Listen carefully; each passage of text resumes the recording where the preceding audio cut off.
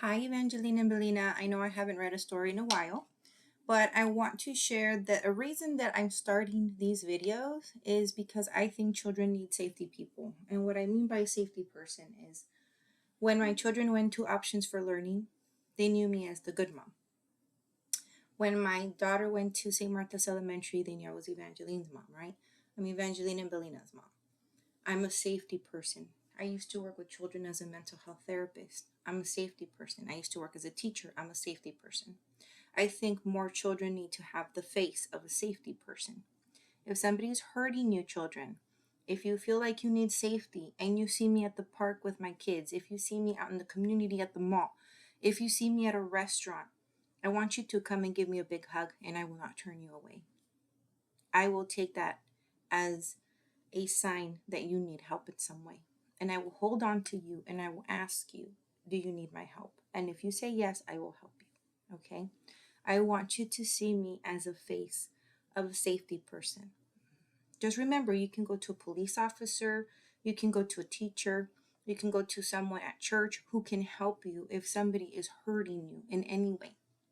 If you were kidnapped, if you are being abused, if there is something bad happening to you in your life and you need someone to talk to reach out to, if you see me in the community, again, at the park with my children, having lunch at a restaurant, praying in a chapel, wherever I may be, if you need a safety person, my name is Esmeralda Teresa.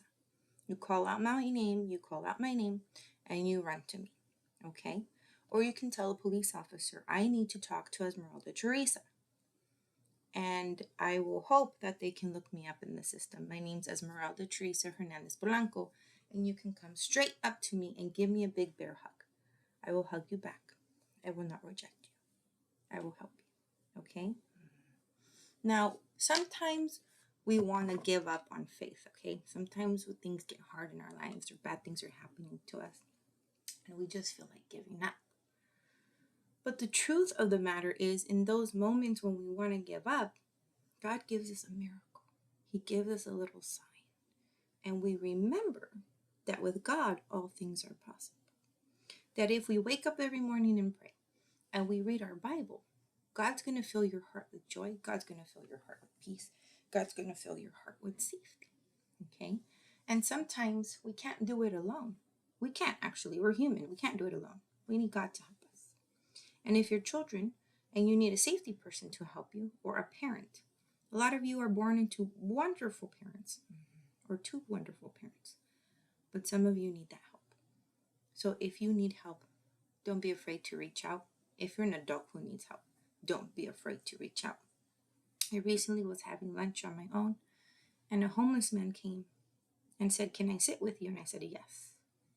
I was able to help him that way. But you know what? He helped me a lot too. I gave him some lunch and some bus money, and I told him to walk down the street to the church that was only, maybe one block down the road and ask for a certain pastor who I knew was there and to ask him for a nearby shelter. Then he gave me a gift in return. He gave me a deck of cards. He didn't have much on him, but he had a deck of cards and he gave me a gift. So it's good to do nice acts of kindness for people without expecting something in return. But remember, God says anybody's welcome to his table. And if someone asks to sit with you, you say yes, of course. Because that person needs you way more in that moment than you will ever need anything in your life. You say yes. God can come to you in the form of a homeless man and you won't know. Maybe he's testing your faith. If you are blessed, bless others. And don't forget to be humble. Humble kids is when something good is happening for you, but you're still being kind to others. And you know that a lot of people are good at things and you're not the best at everything, but you try hard at what you do, and that's why things are going well for you. Remember not to steal from others. Remember to be honest and truthful. Remember to obey your mommies and daddies because you're children. Not until you have your own adult lives and you get married, then you need to obey your husband or your wife. You obey God first and then you obey your husband and your wives. But when you're little, you need to make sure to obey your parents. And if you think your parents are leading you in a different road or they're doing bad things, then that's when you ask for help. Okay, so here we have Jesus walks on water. So you can see a little bit of the scribbles. When Bellina was little, sometimes she would get the books and scribble on them. Whoops, but we're still able to read it. Jesus and his disciples were very tired. They planned to ride in a boat across the lake.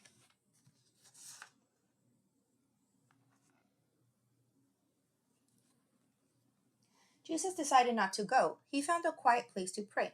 The disciples climbed into the boat and sailed away. You know, whenever I feel like I'm stressed out and I just don't want to be around too many people because I want to get clarity when I pray to God, I like to go somewhere quiet like this.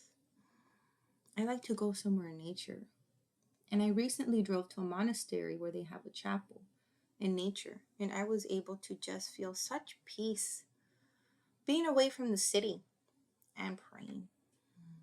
And I got more clarity that way.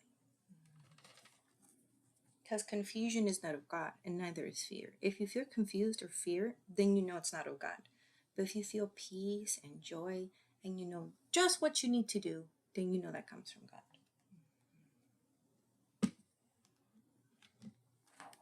Suddenly a storm came. Strong wind shook the boat. The disciples were afraid.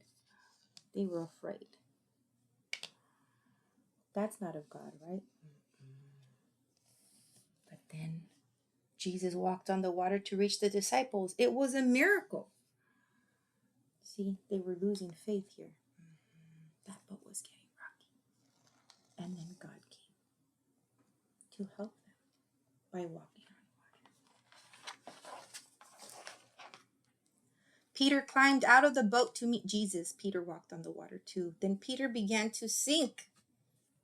Peter had so much faith in God. He began to walk towards him, but he began to sink. Jesus helped Peter return to the boat. Jesus stopped the storm. The disciples were happy to see Jesus. See, sometimes we take that leap of faith. And it's okay to do so, like Peter did. Peter trusted God with Jesus Christ with all his heart and all his might. And he said, I'm going to go out to him. When he started feeling like he was sinking, it's not because he couldn't reach God. It's because he started to doubt himself. And when we doubt God's message for us, or when we doubt God's will for us, we feel like we're sinking. And God wants us to swim ashore. God wants us to swim to him. And so here, God helped them up and said, come on, Peter, let's go back to the boat. And he got them to safety. God saved their lives that day, but he increased their faith. He let them see a miracle. He let them see a miracle of walking on water. Most of us can't walk on water. We can swim, right? But God's all powerful and almighty. He can create any kind of miracle if you ask him to. You just have to pray and listen. Most of us are out looking for someone. We're looking for something to make us happy. When all we have to do is look to God, and he'll fill your heart with the fruit of the Spirit, which is joy and peace included. When I pray to God and I seek him first, my heart is filled with joy and peace. But I cry for others. God doesn't hurt people. People hurt people. Remember that. Let me say that again. God doesn't hurt people. People hurt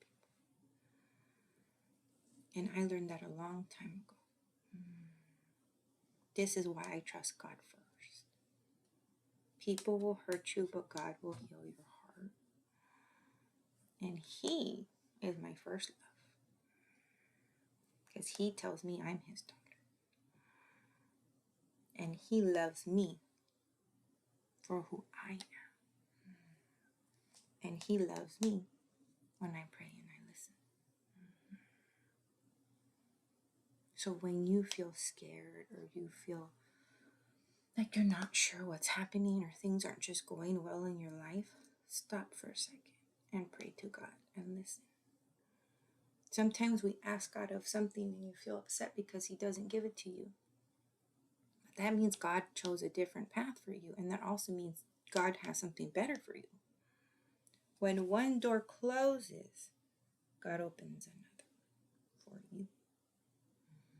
He just knows your talents and your strengths, and He's going to find something great for you. So remember, children, if you feel scared or alone or angry, pray to God. You just have to say, "Dear God," and you can tell Him whatever you want like a friend, and He'll listen to you. And He'll answer you in the most mysterious ways. And He'll fill your heart with peace and joy and love that you never felt in your life. And that's where the true healing of your heart comes. I found this coffee mug recently. As for me and my house, we will serve the Lord.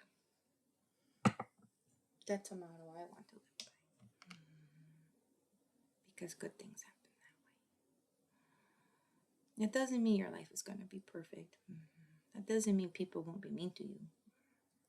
That just means that God's going to equip you to deal with those hard moments.